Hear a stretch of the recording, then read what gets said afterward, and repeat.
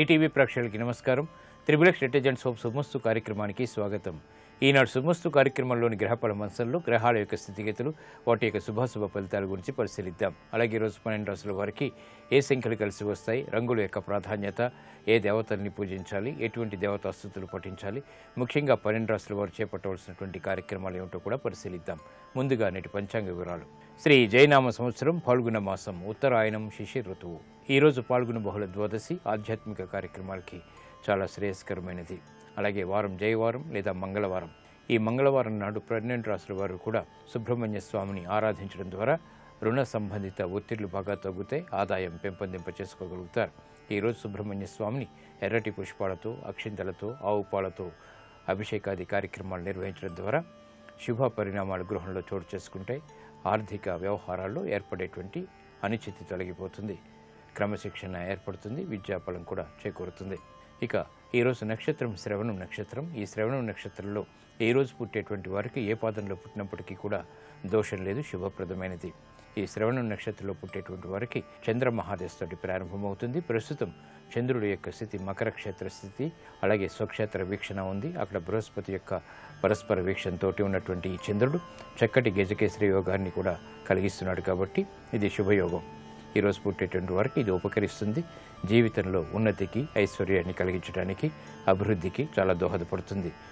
ఇక ఈరోజు 12 రాశుల వారికి ఏర్పడేటువంటి శుభాశుభ ఫలితాన్ని పరిశీలిద్దాం. ముందుగా మేషరాశి.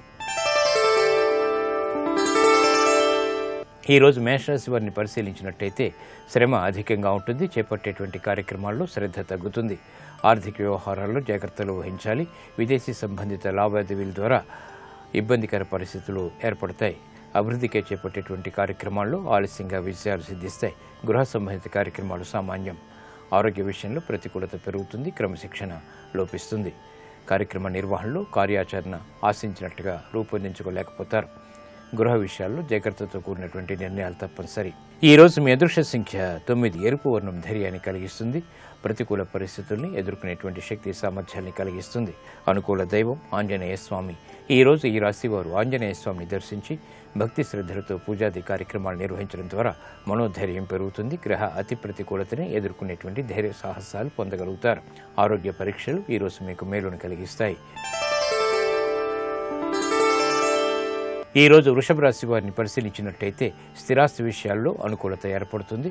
సోదరుల ద్వారా ఆశించినటువంటి ప్రయోజనాలు పొందగలుగుతారు. వృత్తి, వ్యాపార, ఉద్యోగ సంబంధిత కార్యక్రమాల్లో ఆకస్మిక విజయాలు సిద్ధిస్తాయి. నూతన కార్యక్రమాల్లో ఏర్పడినటువంటి ప్రతికూలత తగ్గుతుంది.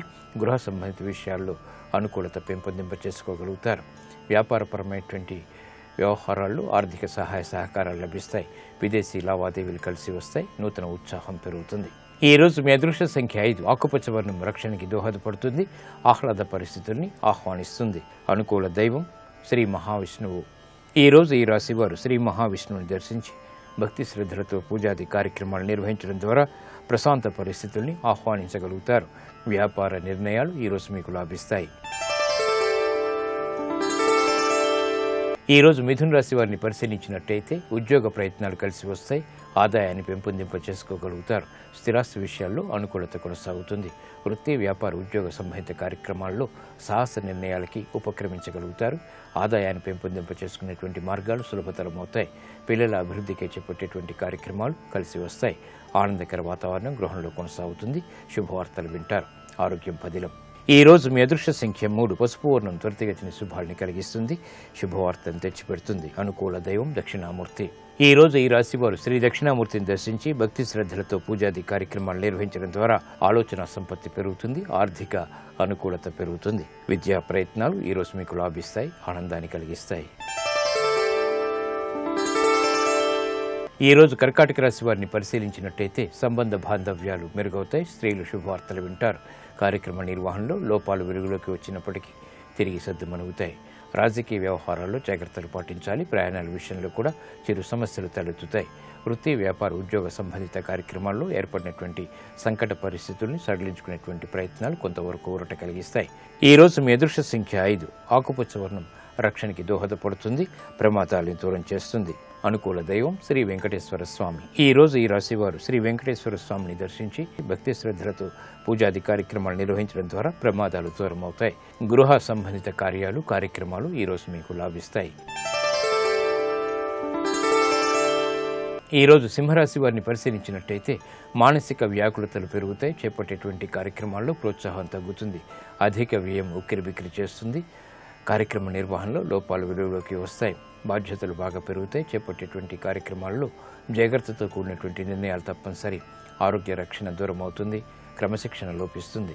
ప్రయాణాల విషయంలో జాగ్రత్తలు పాటించాలి. ఈ రోజు మీ అదృష్ట సంఖ్య 9. ఎరుపు వర్ణం ధైర్యాన్ని కలిగిస్తుంది. ప్రమాదాలను దూరం చేస్తుంది. అనుకూల దైవం సుబ్రహ్మణ్య స్వామి. ఈ రోజు ఈ రాశి వారు సుబ్రహ్మణ్య స్వామిని దర్శించి భక్తి శ్రద్ధలతో పూజాది కార్యక్రమాలు నిర్వహించడం ద్వారా అష్టమ కుజకేతువుల ద్వారా ఏర్పడేటువంటి అతి ప్రతికూలతని దూరం చేసుకోగలుగుతారు. ప్రమాదాలు దూరం అవుతాయి. స్థిరాస్తి నిర్ణయాలు ఈ రోజు మీకు అనుకూలిస్తాయి.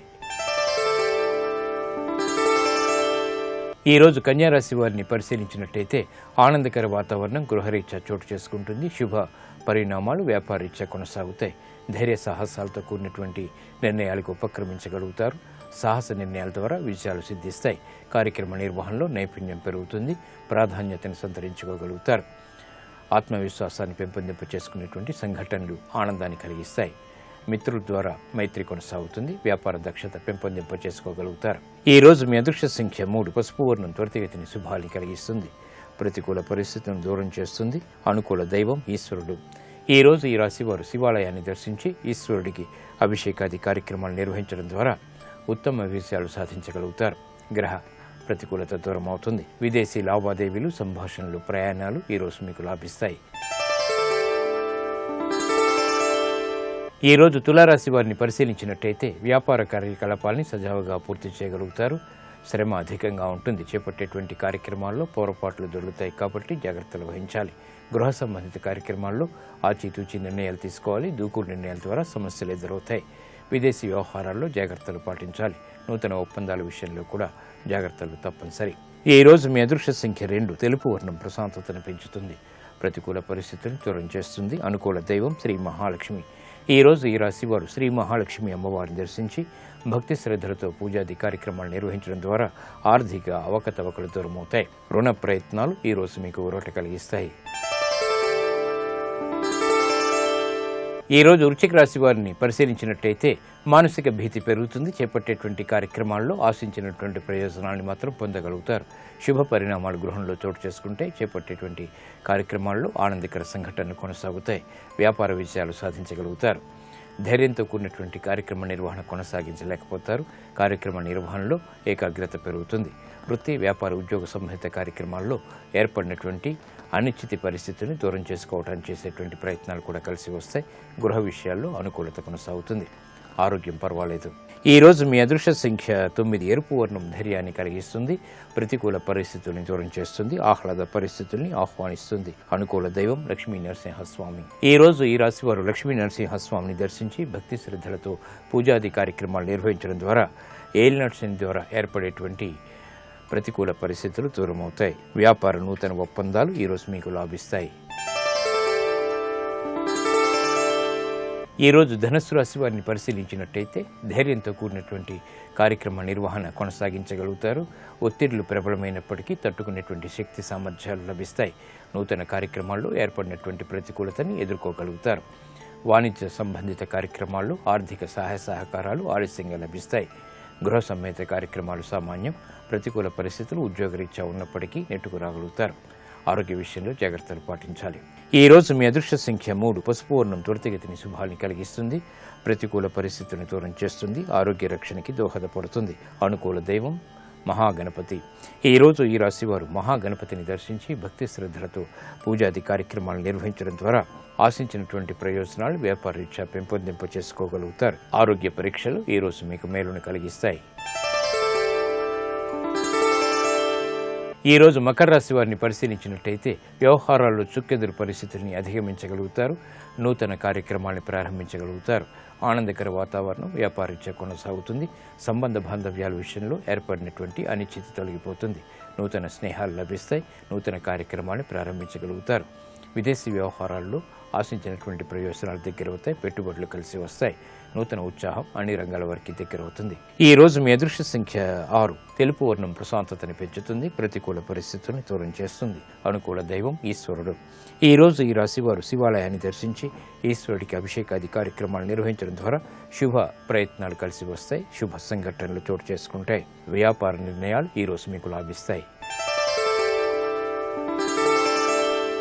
ఈ రోజు కుంభరాశి వారిని పరిశీలించినట్టయితే వ్యయం పెరుగుతుంది, ఆదాయం తగ్గుతుంది. చేపట్టేటువంటి కార్యక్రమాల్లో విభేదాలు తలెత్తేటువంటి సంఘటనలు లేకపోలేదు. కార్యక్రమాల నిర్వహణలో లోపాలు వెలుగులోకి వస్తాయి.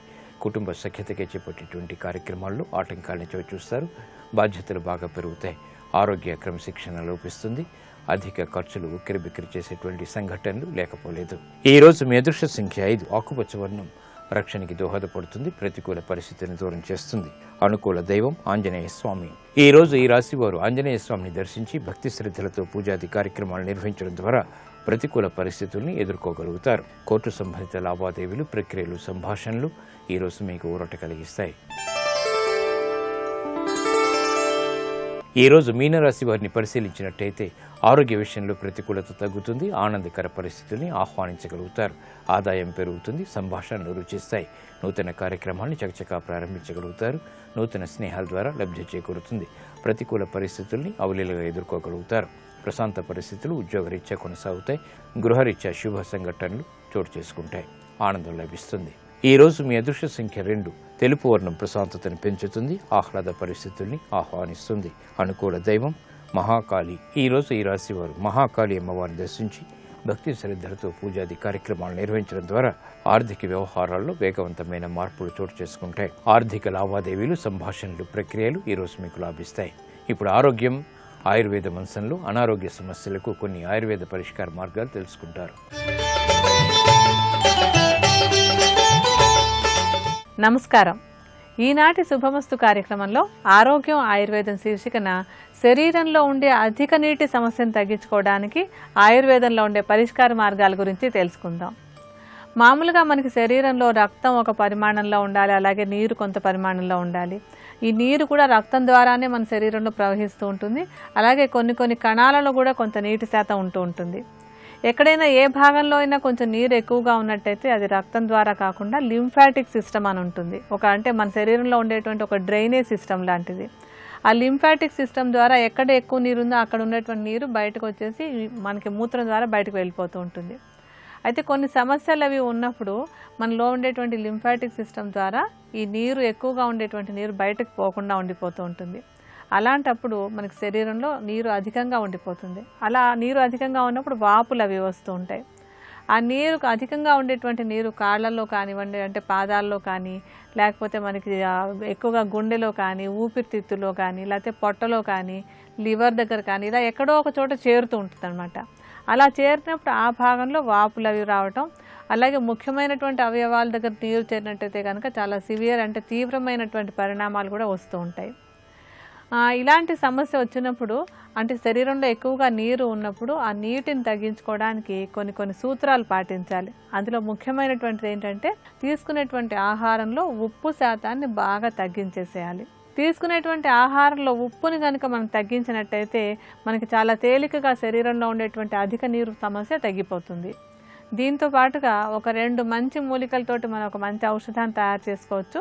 ఈ సమస్యను తగ్గించుకోవడానికి అనువుగా ఉండేటువంటి ఈ ఔషధానికి మనకు కావాల్సిన మొదటి మూలిక ఏంటంటే పల్లేరు కాయలు. తెలుగులో పల్లేరు అంటాం, సంస్కృతంలో దీన్ని గోక్షుర అంటాం. ఈ పల్లేరు కాయలకి శరీరంలో అధికంగా ఉండేటువంటి నీటిని మూత్రం ద్వారా బయటకు పంపించే గుణం ఉంటుంది.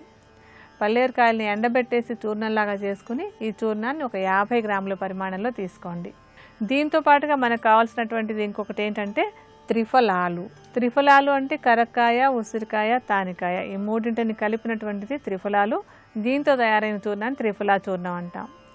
ఈ త్రిఫలా చూర్ణాన్ని కూడా శరీరంలో అధికంగా ఉండేటువంటి నీటిని మూత్రం ద్వారా కానీ, మలం ద్వారా కానీ బయటకు పంపించే లక్షణం ఉంది. అలాగే శరీరానికి ఒక చక్కటి టానిక్ లాగా కూడా ఉపయోగపడుతుంది.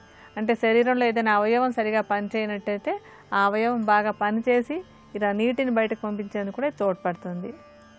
త్రిఫలా చూర్ణాన్ని కూడా 50 గ్రాముల పరిమాణంలోనే తీసుకోండి. ఈ పల్లేరు కాయల చూర్ణం, త్రిఫలా చూర్ణం రెండింటిని కలిపేసి ఒక సీసాలో పోసుంచుకుని రోజు, అంటే ఈ శరీరంలో అధిక నీటితో బాధపడుతున్నటువంటి వాళ్ళు ప్రతిరోజు ఒక చెంచా చూర్ణాన్ని తీసుకుని దాన్ని ఒక 60 మిల్లీలీటర్ల పరిమాణంలో నీటిలో వేసి సన్నటి మంట మీద మరిగించుకోవాలి. ఒక 30 మిల్లీలీటర్ల కషాయం మిగిలాక దాన్ని వడపోసుకుని ఉదయం ఒకసారి, సాయంత్రం ఒకసారి 2 పూట్ల ఈ కషాయం తాగుతున్నట్టయితే కనుక అధికంగా ఉండేటువంటి నీరు శరీరంలోంచి బయటకు పోయి ఆ వాపులు బాగా తగ్గుతాయి. శరీరంలో ఉండే అధిక నీటి సమస్యను తగ్గించుకోవడానికి మరొక ఆయుర్వేద పరిష్కార మార్గం గురించి ఈ కార్యక్రమంలోనే తర్వాత తెలుసుకుందాం.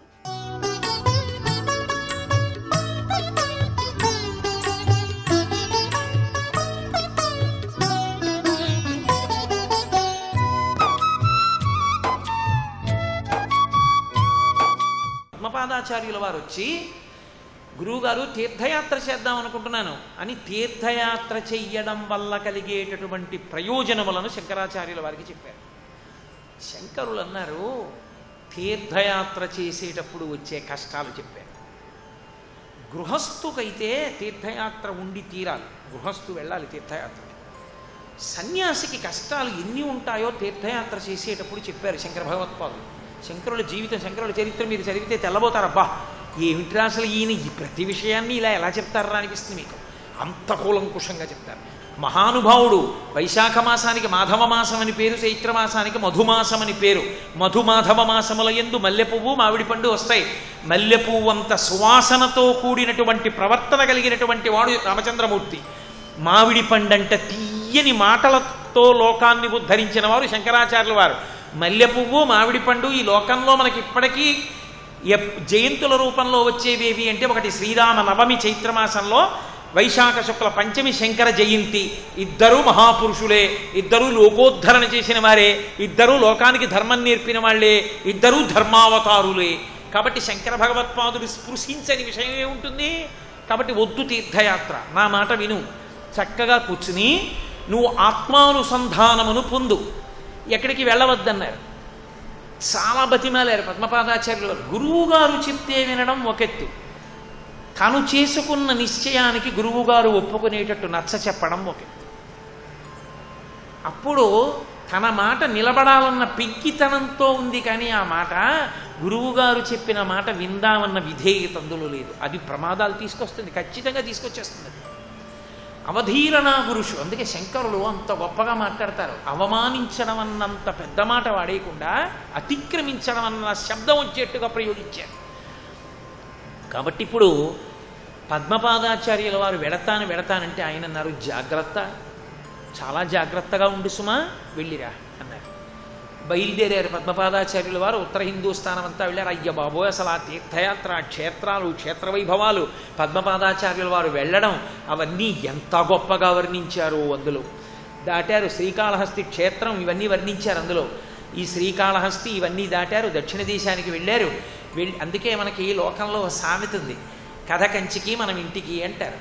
తల్లి పిల్లలకి అన్నం పెట్టేటప్పుడు కథ చెప్పేసి ఆఖరణ అంటుంది, బువ్వ పెట్టడం అయిపోతుంది, అన్నం అంతా అయిపోతుంది గిన్నెలోది. అయిపోయిన తర్వాత ఆ పిల్లాడి మూతి చక్కగా ఇలా తుడిచేసేసి ఆ గిన్నెలో కడిగేసుకుని మళ్ళీ ఆ తడి చేత్తో వాడి మూతి తుడిచేసి వాడి 2 పాదాలకి వేళ్ళు తుడిచి, చేతులు తుడిచి, సంస్కారం అలవాటు చేయడం తల్లి చిన్నప్పటి నుంచి. తుడిచి వాడి చుట్టూ ఓసారి చిన్న ముద్ద ఇలా తిప్పేసి, ఎవరు చూశారో ఏ దృష్టి దోషమో అని పక్కన పడేసి, ఒక కాకి చూసినా చక్క అలా పెడుతోంది, నాకు ఆకలిస్తోంది, పెట్టేవాళ్ళు లేడని ఏడిచిందేమో అని తల్లి ప్రేమ 4 మెతుకులు తిప్పి బయట బారేసి భూతబలి కింద ఓ మాట అంటుంది. అమ్మ ఇంకా చెప్పు, ఇంకా చెప్పు అంటారు వాడు. కడుపుకి అన్నం అయితే నిండింది, అమ్మ చెప్పిన కథకి కడుపు నిండదు పిల్లాడికి. అమ్మ ఇంకా చెప్పంటాడు. అంటే అమ్మ అంటుంది, కథ కంచికి మనం ఇంటికి. అది అమ్మ అందుకు మాతృదేవో భవ. కథ కంచికంటే ఏంటి? ఏం కథ కాశీకి వెళ్ళకూడదా, కథ మధురై వెళ్ళకూడదా? కథ కంచికే వెళ్ళాలి. ఎవరి కథలైనా కామాక్షి ఎందు కలిసిపోవాలి. ఆవిడ తల్లి, నాభీస్థానం ఆవిడిది. కథ కంచికి అంటే, నాన్న నిన్ను కన్న తల్లిని నేనైనా, నన్ను కూడా కన్న తల్లి, జగములను కన్న తల్లి, నాభీ సంబంధమున్న తల్లి కామాక్షి. మనందరి కథలు కంచికి వెళ్ళిపోవాలి. అంటే మనందరి కథలు ఎక్కడ ఆగిపోవాలంటే కామాక్షి యందు ఐక్యమైపోయి ఆగిపోవాలి. అలా అంతాన్ని మాట్లాడకూడదు. కాబట్టి అమ్మ అందంగా ఏమంటుందంటే, నువ్వు అటువంటి వాడివి కావాలి. అందుకని కథ కంచికి, మనం ఇంటికి. ఇంకా నువ్వు ఆ నడక నడవాలి నాన్న, నేను నా కంటితో చూడొద్దు, నీ కథ కంచికి మనం ఇంటికి అంటుంది అమ్మ. ఆ మాట అని పూర్తి చేయాలమ్మ కథ చెప్తే, అది వాడికి ఆశీర్వచనం. కాబట్టి పద్మపాదాచార్యుల వారు కంచి క్షేత్రానికి కూడా వెళ్ళారు. కంచి వెళ్ళారు, కంచి దాటి శ్రీరంగం వెళ్ళారు. శ్రీరంగం వెళ్ళిన తర్వాత విచిత్రం జరిగింది. అక్కడ మాతుల గృహం ఉంది. మాతుల గృహం అంటే మేనమామ గారి ఇల్లు. మేనమామ గారు చూశారు, అబ్బా ఎన్నాళ్ళకు వచ్చావయ్యా అని ఆయన బాల్యం అంతా గుర్తు తెచ్చుకున్నారు, పూర్వాశ్రమం గుర్తు తెచ్చుకున్నారు. ఆయనతో చదువుకున్న వాళ్ళు, పూర్వాశ్రమంలో స్నేహితులు అందరూ వచ్చారు. ఏమి తేజోమూర్తివి, శంకర భగవత్పాదుల శిష్యుడివయ్యావు, ఇన్ని విషయాలు చదువుకున్నావు, అబ్బా ఎంత గొప్పవాడివయ్యావురా, ఏమి చెప్తున్నావురా అని మేనమామ మురిసిపోయి ఆనంద భాష్పాలు కార్చాడు. కార్చి ఏదో ఆతిథ్యం ఇచ్చి భిక్ష పెడుతున్నాడు, తింటున్నారు. తీర్థయాత్రకు వెళ్ళిన వాళ్ళు ఉండిపోరుగా, కాబట్టి ఇప్పుడు సేతు దర్శనానికి వెళ్ళిపోవాలి. అయ్య బాబో, అసలు ఆ సేతు దర్శనం వర్ణించారు. ఆయన రామేశ్వరం వెళ్ళడం, అక్కడ రామచంద్రమూర్తి ఎక్కడ ధనస్సు ఆ బాణములను పెట్టారో ఆ దర్భశయనం, ఆ సేతు దేవాలయం, వాటి వర్ణన అద్భుతం, విని తీరాలి. అందుకే పురాణాలు 18 అయినా 19 ఒకటి ఉంటుంది. ఏమిటో తెలుసా? అది స్థల పురాణం. మీరు ఎక్కడికైనా గుడికి వెళ్ళారనుకోండి, ఇది స్థల పురాణం అండి అంటారు. స్థల పురాణం ఎందుకు చెప్తారో తెలుసా? ప్రధాన పురాణమునందు దాని స్పర్శ లేకపోవచ్చు, విస్మృతిని దృష్టిలో పెట్టుకొని కలపరు. భద్రాచల క్షేత్రం ఉందనుకోండి, శ్రీరామాయణంలో లేదు, వాల్మీకి రామాయణం. వాల్మీకి రామాయణంలో వదిలిపెట్టబడిన భద్రాచల క్షేత్ర ప్రశస్తిని స్థల పురాణం చెప్తుంది. అంటే ఏమంటే మరి రామాయణంలో లేదు కాబట్టి తప్పండి అనకూడదు. ఆ స్థల పురాణం అక్కడికంతే సహేతుకం అది. కాబట్టి అందుకని స్థల పురాణం వస్తుంది. అబ్బో, అసలు స్థల పురాణ విశేషాలుగా మీరు శంకర విజయాలు చదివి వింటూ ఉంటే అబ్బా ఏమి శంకరులరా అనిపిస్తుంది. ఆ వర్ణనలు, ఆ కేరళ గ్రామాలు, అగ్రహారాలు, ప్రజలు, ఆయన వెళ్ళడం, ఆయన శిష్యులు, ఆయన నడవడం, ఆ రీతులు, ఆ సంప్రదాయాలు, ఆయన వాదనలు, ఏమి శంకర విజయాలండి. చదివి అనుభవించవలసిందే. అసలు నిజంగా అంత అద్భుతం శంకర భగవత్పాదులంటే మహాపురుషుడు. పద్మపాదాచార్యుల వారు మేనమామ గారి ఇంటికి వెడితే ఆయన సంతోషించాడు, ఎంతో ఆనందించాడు. ఒక రోజున పద్మపాదాచార్యుల వారు పంచపాదిక అని ఒక గ్రంథం రచన చేశారు. ఆయన అది శంకరుల యొక్క భాష్యమునకు టీక. ఆయన పుస్తకాన్ని మేనమామకి వినిపించారు. అబ్బా ఏమి పదకుంభనం, ఏమి ప్రౌఢిమ, ఏమి కవిత్వం, ఏమి రచన, సంతోషించాడు. వేరొక వైపు ఆక్రోశం వచ్చింది. ఎందుకని? ద్వైతము కాక మిగిలినటువంటి అన్ని మార్గములను ఖండించారు. అద్వైతము ఎంత సత్యమో చెప్పారు పద్మపాదాచార్యుల వారు. చెప్తూ మిగిలిన మార్గములను ఖండించారు. ఖండించినప్పుడు అందులో మీమాంసా మతాన్ని కూడా ఖండించారు. ఆయన మీమాంస, ఆయన మేనమా. అరెరే, నేనున్నటువంటి మతాన్ని ఖండించాడు రా, దీన్ని మళ్ళీ మనం ఖండిద్దామంటే మన దగ్గర శక్తి లేదు. అంత గొప్ప ఖండన మండనం చేశాడు. కాబట్టి ఈ పుస్తకం కానీ లోకంలో బతికి బట్ట కడితే ఇక ఏ ఇతర మతములు నిలబడవు, అద్వైతం ఒకటే నిలబడుతుంది. కాబట్టి ఈ పుస్తకం మిగలడానికి వీలు లేదనుకున్నారు. పద్మపాదాచార్యుల వారు సేతు దగ్గరికి ఎడుతూ శంకరాచార్యుల వారు చెప్పారు, బయలుదేరే ముందు సాలగ్రామాలు కూడా ఎత్తుకుపోయే వాళ్ళు ఉంటారు, జాగ్రత్త అన్నారు. ఆయనేం ఉత్తినే అనలేరు, మహానుభావుడు, దీర్ఘదర్శి, ఆయనకు అన్నీ తెలుసు. అంటే పద్మపాదాచార్యుల వారి ఇది నా ప్రాణ సమానం, నా జీవితం అంతా ఇందులో ఉంది, కష్టపడి మా గురువు గారి భాష్యాలకి టీక చేశాను, ఈ పుస్తకం మీ ఇంట్లో ఉంచండి అని మేనమామకి ఇచ్చారు. నువ్వు వచ్చేటప్పటికి పూర్తిగా చదువుతాను రా అని దగ్గర పెట్టుకున్నాడు మేనమామ. పద్మపాదాచార్యుల వారు సేతు దర్శనం చేసి వెనక్కి వచ్చారు.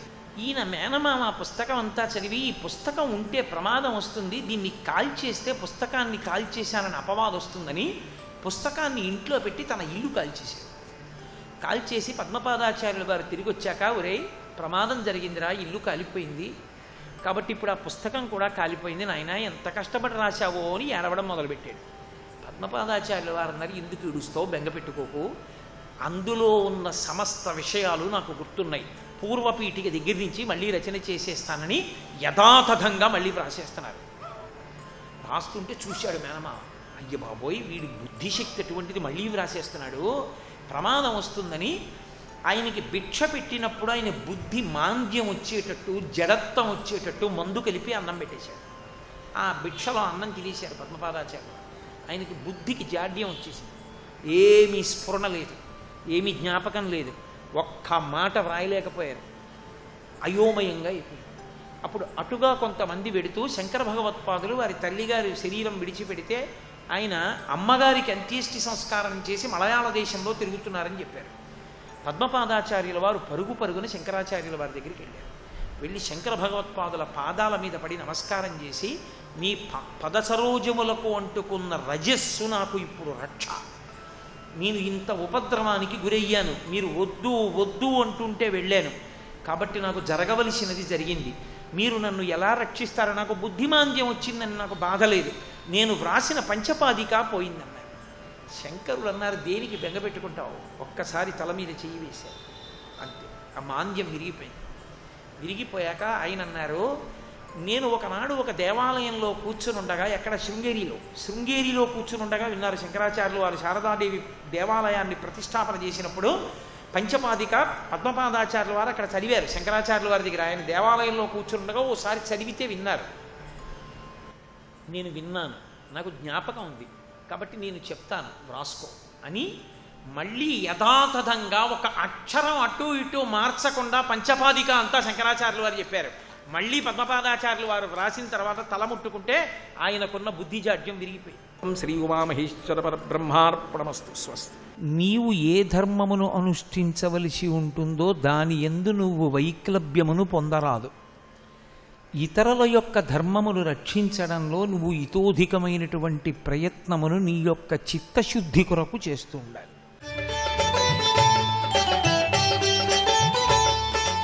శరీరంలో అధికంగా ఉన్న నీటి సమస్యను తగ్గించుకోవడానికి మరొక ఆయుర్వేద పరిష్కార మార్గం గురించి ఇప్పుడు తెలుసుకుందాం. ఈ శరీరంలో అధికంగా నీరు ఉండిపోవడానికి శరీరంలో ఏదో ఒక అవయవం సరిగా పనిచేయకపోవడం కారణమయ్యే అవకాశం ఉంది. అయితే సామాన్యంగా మనకి ఎనీమియా అంటే రక్తహీనత సమస్య వల్ల ఇలాగా నీరు ఎక్కువగా ఉండిపోవడం అనేటువంటి జరుగుతుంది.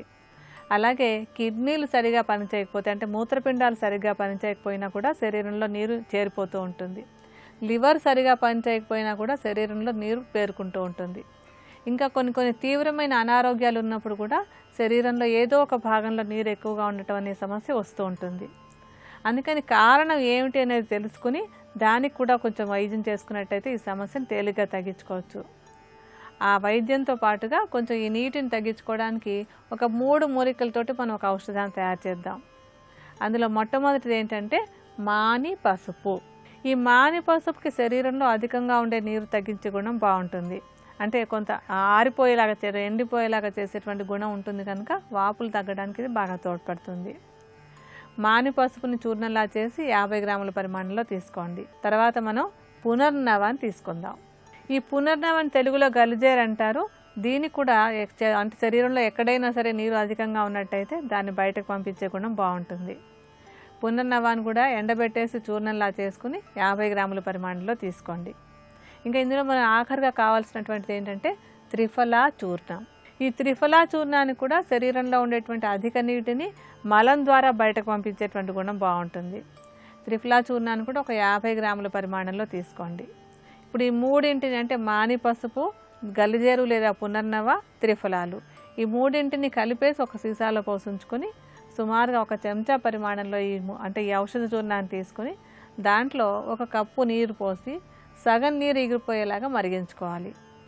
అలా మరిగిపోయాక మిగిలినటువంటి కషాయాన్ని వడపోసుకుని అది గోరువెచ్చగా ఉండగానే పొద్దున్న సాయంత్రం 2 పూట్ల తీసుకుంటున్నట్టయితే కూడా శరీరంలో అధికంగా ఉండేటువంటి నీరు బయటకు పోయేందుకు అవకాశం ఉంటుంది. మరికొన్ని అనారోగ్య సమస్యలు, వాటికి ఉండేటువంటి ఆయుర్వేద పరిష్కార మార్గాల గురించి రేపటి శుభమస్తులో తెలుసుకుందాం.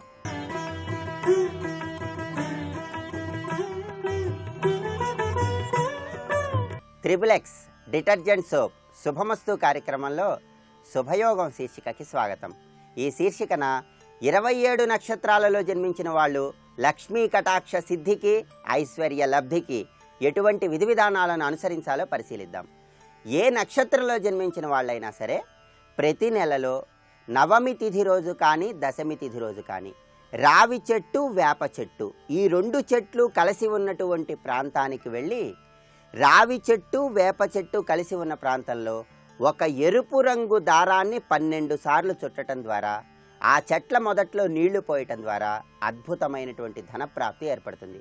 అలాగే ప్రతి నెలలో పౌర్ణమి తిథి రోజు ఒక రావి ఆకు తీసుకొని ఆ రావి ఆకు మీద కుంకుమతో శ్రీరామ అని వ్రాసి దాని మీద శనగపిండితో తయారు చేయబడిన లడ్డూని ఉంచి హనుమంతుడి ఆలయంలో సమర్పించటం ద్వారా, లేదా ఎక్కడైనా హనుమంతుల వారి విగ్రహం పాదాల చెంత ఉంచటం ద్వారా కూడా లక్ష్మీదేవి యొక్క అనుగ్రహాన్ని సులభంగా పొందవచ్చు. అదేవిధంగా ఏ నక్షత్రంలో జన్మించిన వాళ్ళైనా సరే రాత్రి సమయంలో శనగలను నానబెట్టి ఉదయం నిద్ర లేచిన తర్వాత ఆ నానబెట్టిన శనగలను పక్షులకు ఆహారంగా వేయటం ద్వారా కూడా గ్రహదోషాలను నివారింపజేసుకొని లక్ష్మీ కటాక్ష సిద్ధిని సులభంగా పొందవచ్చు. ప్రత్యేకంగా ఆశ్లేష నక్షత్రంలో జన్మించిన వాళ్ళు ఎవరైనా సరే లక్ష్మీ కటాక్ష సిద్ధికి, ధనప్రాప్తికి బుధవారం నాడు గృహంలో ఉత్తర దిక్కులో 6 ఒత్తులు వేసి నేతి దీపాన్ని వెలిగించాలి. అదేవిధంగా ఆశ్లేష నక్షత్రంలో జన్మించిన వాళ్ళు ఎవరైనా సరే బుధవారం నాడు గణపతికి సింధూరం అలంకరించి గరికతో పూజించాలి. ఇలా చేయటం ద్వారా లక్ష్మీ కటాక్ష సిద్ధిని పొందవచ్చు. ఆశ్లేష నక్షత్రానికి మఖా నక్షత్రం సంపత్తార, అంటే ఆశ్లేష వాళ్ళకి అదృష్టాన్ని ఐశ్వర్యాన్ని కలిగింపజేసేది మఖా నక్షత్రం. అందువల్ల ఆశ్లేష నక్షత్రంలో జన్మించిన వాళ్ళు ఎవరైనా సరే ఏ నెలలోనైనా సరే మఖా నక్షత్రం ఉన్న సమయంలో గణపతికి కుడుములను ఉండ్రాళ్లను నివేదన చేయటం ద్వారా, సంకటనాశక గణేశ స్తోత్రాన్ని చదవటం ద్వారా ధనప్రాప్తిని చాలా సులభంగా పొందవచ్చు. అలాగే శుక్లపక్షంలో వచ్చే చవితి తిథి నాడు బ్రాహ్మణుడికి ఉలవలను దానంగా ఇవ్వటం ద్వారా కూడా ఆశ్లేష నక్షత్రంలో జన్మించిన వాళ్ళు సులభంగా ధనప్రాప్తిని పొందవచ్చు. అలాగే ప్రతి నెలలో అమావాస్య తిథి నాడు ఉపవాసం ఉండటం, దానితో పాటుగా ప్రత్యేకంగా సుబ్రహ్మణ్య స్వామి దేవాలయంలో మంగళవారం నాడు, శుక్రవారం నాడు ఎవరికైనా కర్పూరాన్ని దానంగా ఇవ్వటం ద్వారా కూడా గ్రహదోషాలను తొలగింపజేసుకొని అద్భుతమైన ధనప్రాప్తిని పొందవచ్చు. అదేవిధంగా మఖా నక్షత్రంలో జన్మించిన వాళ్ళు ఎవరైనా సరే లక్ష్మీ కటాక్ష సిద్ధి కోసం దేవాలయంలో ఉన్నటువంటి పుట్టలను దర్శనం చేసుకొని పుట్టల మీద పసుపు కుంకుమ చల్లి పుట్ట చుట్టూ ప్రదక్షిణలు చేయాలి. ఇలా చేస్తే ఆర్థికంగా చక్కటి పురోభివృద్ధిని సాధించవచ్చు. అలాగే మఖా నక్షత్రంలో జన్మించిన వాళ్ళు ఎవరైనా సరే వాళ్ళకి సంపత్తార పూర్వ ఫాల్గుని నక్షత్రం, అంటే పుబ్బా నక్షత్రం కాబట్టి మఖా నక్షత్రంలో జన్మించిన వాళ్ళు ఏ నెలలోనైనా సరే పుబ్బా నక్షత్రం ఉన్న రోజు గృహంలో పార్వతీదేవి చిత్రపటం ముందు ఒక నెమలి ఈకను ఉంచాలి. పార్వతీదేవిని తెల్లటి పుష్పాలతో పూజించాలి. అలా పార్వతీదేవిని తెల్లటి పుష్పాలతో పూజించిన తర్వాత పార్వతీదేవి పాదాల చెంత ఉన్న నెమలి ఈకను గృహంలో బీరువాలో దాచటం ద్వారా ధనప్రాప్తిని చాలా సులభంగా పొందవచ్చు. ఇంకా ఏ నక్షత్రంలో జన్మించిన వాళ్ళు లక్ష్మీ కటాక్ష సిద్ధి కోసం ఎటువంటి విధి విధానాలను అనుసరించాలో వచ్చే మంగళవారం శుభమస్తు కార్యక్రమంలో శుభయోగం శీర్షికన తెలుసుకుందాం. రేపటి శుభమస్తు కార్యక్రమంలో శుభయోగం శీర్షికన అదృష్ట భాగ్యానికి, లక్ష్మీ కటాక్షానికి రంగులు ఏ విధంగా సహకరిస్తాయో పరిశీలిద్దాం.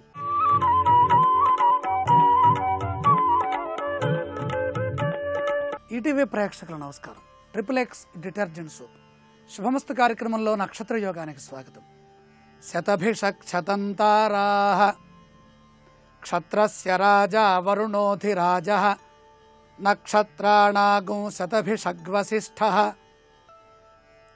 శతభిష నక్షత్రము చాలా విశిష్టమైన నక్షత్రం.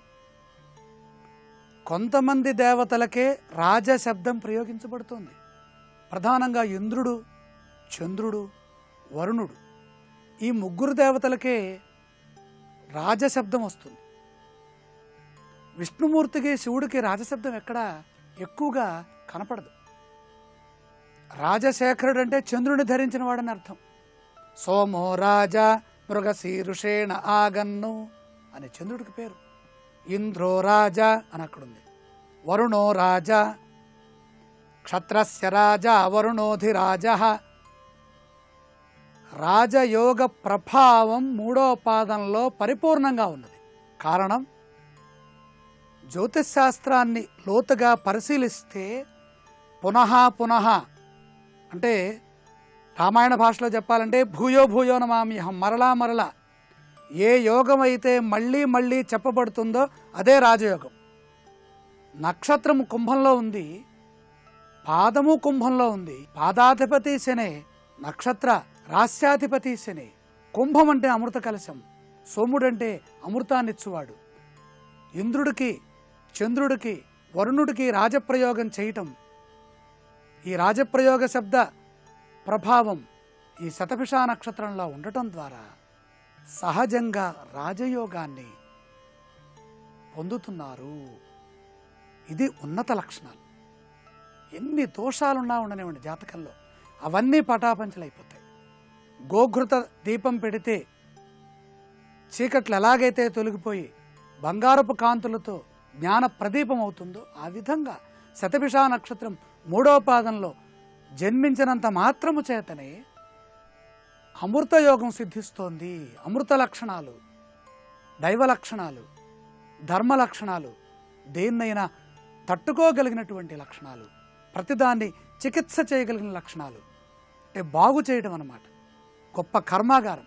కారుల్ని బాగు చేసినట్టుగా ఈ దేహాన్ని వైద్యులు శుద్ధి చేసి మళ్ళీ రక్షించినట్టుగా, మందులు లేకుండా మాటలతో వీళ్ళు కాపాడి రక్షిస్తారు.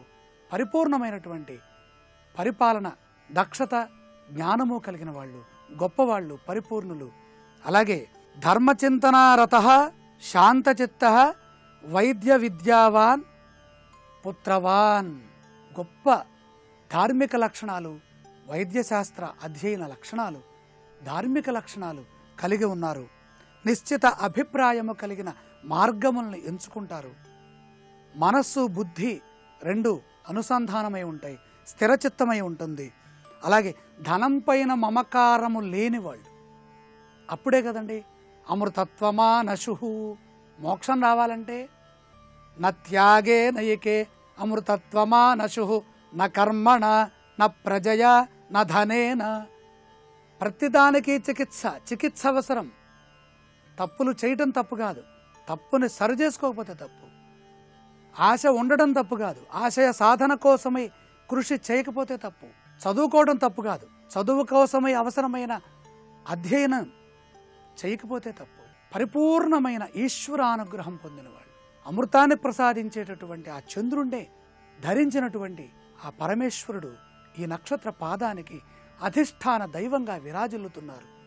సోమవారం నాడు ఎవరైతే ఈశ్వరారాధన చేస్తారో, ప్రధానంగా శతభిష నక్షత్ర తృతీయ పాద జాతకులు ఈశ్వరారాధన చేస్తే వాళ్ళ శరీరము, బుద్ధి, మనస్సు అమృత తుల్యమవుతుంది.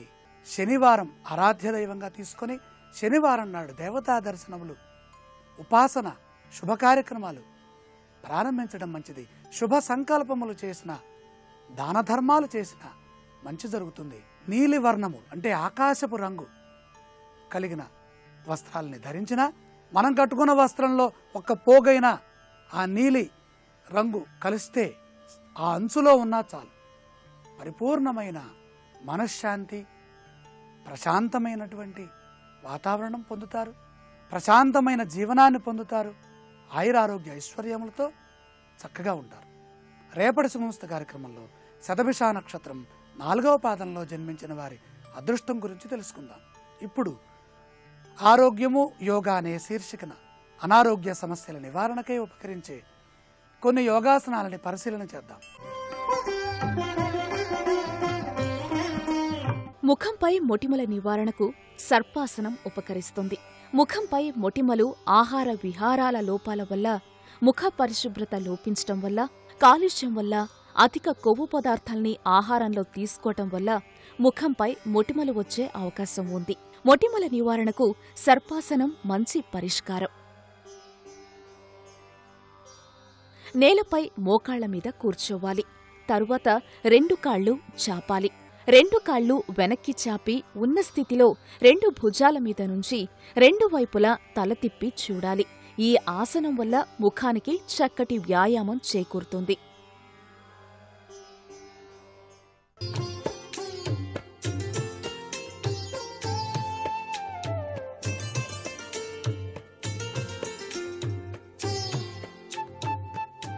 ట్రిపుల్ ఎక్స్ డిటర్జెంట్ సోప్ శుభమస్తు కార్యక్రమంలో గృహబలం అంశానికి స్వాగతం. వాస్తుశాస్త్ర నియమాల రీత్యా ప్రతి ఒక్కరూ కూడా పాటించవలసిన ముఖ్యాంశాల్లో ఇంట్లో 2 అన్నదమ్ములు ఉన్నప్పుడు పెద్దవారు కుడివైపు, చిన్నవారు ఎడమవైపు భాగంలో ఉండటం సర్వే సర్వత్రా శుభదాయకంగా గ్రహించాల్సినటువంటి విషయం. అన్నదమ్ముల్లో అన్నయ్య కింద భాగాన ఉండటం, తమ్ముడు పై భాగాన ఉండటం కూడా మంచిదే. కారణం ఏంటంటే విత్తనం నాటేటువంటి చెట్టు ముఖ్యం. ఆ చెట్టు పెరిగి పెద్దయి కాయలు పండ్లు కాయటం గమనార్హం. కాబట్టి ఇంటి వాస్తుశాస్త్రరీత్యా శంకుస్థాపన చేసినటువంటి స్థలంలోనే ఇంటి పెద్ద నివసించాలి అనేటువంటి విషయాన్ని ప్రతి ఒక్కరూ గ్రహించాలి. చాలామంది భావించేది ఏంటంటే పెద్దవాడు పై భాగంలోనూ చిన్నవాడు కింద భాగంలోనూ ఉండాలి కదండి అని చెప్పేసి భావిస్తూ ఉంటారు. అది సరైనటువంటి విషయం కాదు. ఇంటికి పెద్ద, ఇంటి యజమాని ఎప్పుడూ కూడాను శంకుస్థాపన చేసినటువంటి ప్రాంతమైనటువంటి కింది భాగంలో ఉండటం సర్వే సర్వత్రా కూడా శుభదాయకమైనటువంటి వాస్తు విషయాన్ని ప్రతి ఒక్కరూ గమనించాలి. ఇంట్లో భోజనం చేసేటప్పుడు తూర్పు వైపు ఉత్తరం వైపు కూర్చునేటువంటి విధి విధానం ఉన్నప్పటికీ తూర్పు వైపు కూర్చొని భోజనం చేయటమే సర్వే సర్వత్రా కూడాను శుభదాయకవంతమైన ప్రభావాన్ని కలిగింపచేస్తుంది. వసారాలు కట్టదలిచినట్లయితే దక్షిణపు గోడెత్తుగా ఉంచి చూరు ఉత్తరం దిక్కు వంపుగా ఉండేటట్టుగా వసారాలు నిర్మించవచ్చు. అలా నిర్మాణం చేయటం లాభదాయకవంతమైన ప్రభావాన్ని కలిగింపచేస్తుంది. ఈ గృహానికి చేర్చి తూర్పు ఉత్తర ఈశాన్యంలో ఉన్న స్థలాన్ని కొనవచ్చు, కలుపుకోవచ్చు అనేటువంటి విషయాన్ని కూడా గుర్తుపెట్టుకోండి. ఎటువంటి పరిస్థితుల్లో దక్షిణం పడమర వైపు ఉన్నటువంటి స్థలాలు ఇంటిని ఆనుకొని ఉన్నప్పుడు కొనుగోలు చేయటం అంత సబబైనటువంటి విషయం కానే కాదు అనేటువంటి విషయాన్ని కూడా గుర్తుపెట్టుకోవాలి. మీ స్థలానికి దక్షిణ వైపు ఉన్న స్థలం కొని మీ స్థలంలో అలా కలుపుకోవడం కానీ లేక రిజిస్ట్రేషన్ చేయించుకోవడం కానీ చేయటం అంత మంచిది కాదు అనేటువంటి విషయాన్ని గుర్తుపెట్టుకోండి. ఇంటికి ఈశాన్య స్థలంలో మట్టి దిబ్బలు, రాళ్ళు, పేడకుప్పలు, మరుగుదొడ్లు ఉండకుండా చాలా జాగ్రత్త పడాలి సుమా. లేకపోయినట్లయితే అనేక ఈతి బాధలు కొని తెచ్చుకున్న వాళ్ళు అవుతారు సుమా. ఇంటికి సింహద్వారం ముఖం అని చెప్పేసి అంటాం. సింహద్వారాన్ని బట్టి ఆ ఇల్లు తూర్పు ఇల్లా, దక్షిణపు ఇల్లా, పడమర ఇల్లా, ఉత్తరపు ఇల్లా అని చెప్పేసి భావించాల్సి వస్తుంది. చాలామంది చేసేటువంటి ఒక విచిత్రమైన పరిస్థితి ఏంటంటే రాజవీధి ఉత్తరం వైపు ఉన్నప్పటికీ కూడా అటువైపు సింహద్వారం పెట్టకుండా తూర్పు మంచిదన్నారు కదా అని చెప్పేసి తూర్పు వైపుకు రాజవీధి లేకపోయినప్పటికీ కూడా తూర్పు వైపు సింహద్వారం పెట్టి ఇల్లు కడుతున్నారు. అది వాస్తుశాస్త్రరీత్యా అంత సమ్మతమైన విషయం కాదు. అలా చేసినట్లయితే కొన్ని విపత్కర పరిస్థితులు ఏర్పడటానికి ఆస్కారం ఉంటుంది. రాజవీధి ఎటువైపు ఉందో అటువైపే సింహద్వారం పెట్టేటువంటి సాంప్రదాయం తప్పనిసరిగా పాటించి తీరాలి సుమా. అలాగే వీలైనంత వరకు ఇంటిని వాస్తు ప్రకారం కట్టుకోవటం చాలా మంచిది. వాస్తు నియమాల్ని పాటించడం వల్ల ఆ గృహంలో నివసించే వారికి శతవిధాలా కూడా శుభాలే చేకూరుతాయి. వాస్తు నియమాలు పాటించని పక్షంలో అనేక ఇబ్బందులు వస్తాయి అనేటువంటి విషయాన్ని ప్రతి ఒక్కరూ గ్రహించాలి. మానవ జీవితంలో జ్యోతిష్యం, గ్రహాల యొక్క గతులు, దైవచింతన ప్రభావాలు, వాస్తు ఈ మూడు కూడాను చాలా ముఖ్యమైనటువంటి విషయాలుగానే చెబుతూ ఉంటారు పండితులు. అయితే గ్రహచార గతి బాగా లేనప్పుడు, వాస్తుశాస్త్రరీత్యా దోషాలు సంభవించినప్పుడు, దానికి తోడుగా దైవచింతన కూడా కరువైనప్పుడు వాస్తు అనేది మనిషిని పతనం చేస్తుంది అనేటువంటి విషయాన్ని గుర్తెరగాలి. ఇక్కడ దాని రీత్యా వాస్తు బాగా ఉన్నప్పుడు, గ్రహచారగతులు బాగా లేకపోయినా దైవచింతన కనుక ఉన్నట్లయితే ఈ వాస్తు బలం, దైవచింతన తత్వంలో ఉన్నటువంటి బలం మనిషికి ధీశక్తిని ఇచ్చి అతనికి ధైర్యాన్ని ప్రసాదించి నిలబడి తట్టుకునేటువంటి శక్తియుక్తుల్ని ప్రసాదిస్తుంది సుమా అనేటువంటి విషయం కూడా ఇక్కడ గుర్తుపెట్టుకోవాలి. వాస్తుశాస్త్రరీత్యా ఎంత చేసినప్పటికీ కూడా మాకేమీ కలిసి రావట్లేదండి, మరి ఏం చేస్తే బాగుంటుంది అన్నప్పుడు నిలకడ లేని మనస్సును నిలకడ చేసుకొని దైవ చింతన తత్పరతో దైవత్వ లక్షణాలు కలిగినటువంటి విశేషాంశాల్ని నిత్యం కూడా పాటిస్తూ, అలాగే పండగలు ముఖ్యమైనటువంటి పర్వదినాల్లో ఇంటిని శుభ్రంగా నీళ్లతో కడిగి చక్కగా ముగ్గులు వేసి గుగ్గిలం పొగ ఇలాంటివి గనక ఇల్లంతా కూడా వ్యాపించేటట్టుగా ఏర్పాటు చేసినట్లయితే సర్వే సర్వత్రా కూడాను మనం పాటించే నియమానుసారాలు మన గృహానికి దేదీప్యవంతమైనటువంటి విశేషవంతమైనటువంటి ప్రభావాన్ని కలిగింపచేస్తాయి. అదృష్టం మన వెంట ఉండటానికి కూడా ఆస్కారాలు ఉంటాయి. మరికొన్ని ముఖ్య విషయాలు రేపటి శుభమస్తు కార్యక్రమంలో తెలుసుకుందాం. ఇప్పుడు ఆరోగ్యం యోగా అనేటువంటి శీర్షికన అనారోగ్య నివారణకు ఉపకరించే కొన్ని యోగాసనాలు ఏమిటో చూద్దాం. ద్విహస్తబంధ త్రికోణ ఆసనం మొటిమల నివారణకు మంచి పరిష్కారం. నేలపై మోకాళ్ల మీద కూర్చుని తలను మెల్లగా నేలకు తాకించాలి. ఆ తర్వాత మోకాళ్లు ఎత్తాలి. వీపును 2 చేతులతో బంధించాలి. ఈ ద్విహస్తబంధ త్రికోణ ఆసనం సాధనం వల్ల ముఖానికి, ముఖ కండరాలకు మంచి వ్యాయామం అందుతుంది. ద్విహస్తబంధ త్రికోణాసనం సాధనం వల్ల ముఖ కండరాలు చైతన్యవంతమవుతాయి. ముఖభాగంలోని మాలిన్యాలు, స్వేదగ్రంథులు తొలగి మొటిమలు నివారణ చెందుతాయి.